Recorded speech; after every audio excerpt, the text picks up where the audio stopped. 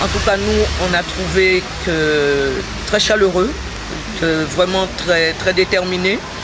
Et il nous a fait promettre de le rappeler si on avait des soucis et si on avait besoin de qu'il fasse quelque chose, de ne pas hésiter à le rappeler.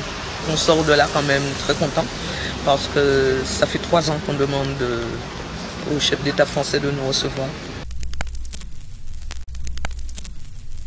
Quand on ne permet pas à un juge d'entendre des témoins sur un dossier, ce n'est pas s'immiscer dans les affaires de la justice. Au contraire, c'est faire obstruction aux affaires de la justice. Et je pense que jusqu'à présent, c'est ce que la Côte d'Ivoire a fait. La Côte d'Ivoire a empêché la justice de suivre son cours. Tout ce que nous demandons au président Gbagbo et ce qu'il m'a promis quand il m'a reçu en 2004, c'est de permettre aux juges d'interroger les personnes qui sont citées dans le dossier.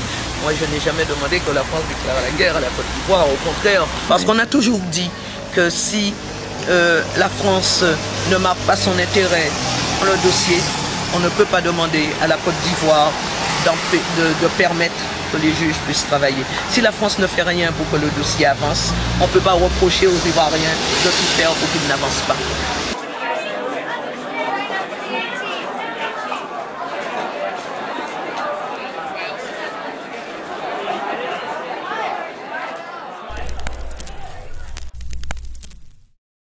Ce témoin, effectivement, nous raconte beaucoup de choses.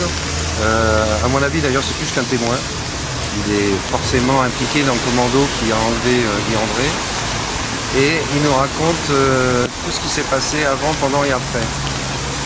Ceci étant, je crois que les juges ont pu vérifier, les policiers français également, un certain nombre de ses propos, mais pas tout. En particulier, la fin qu'il nous raconte n'est pas la bonne, au sens où on n'a pas retrouvé mon frère là où il disait qu'il se trouvait. C'est une piste intéressante, on va dire, qui est creusée actuellement, mais qui n'est pas encore la vérité établie, quoi.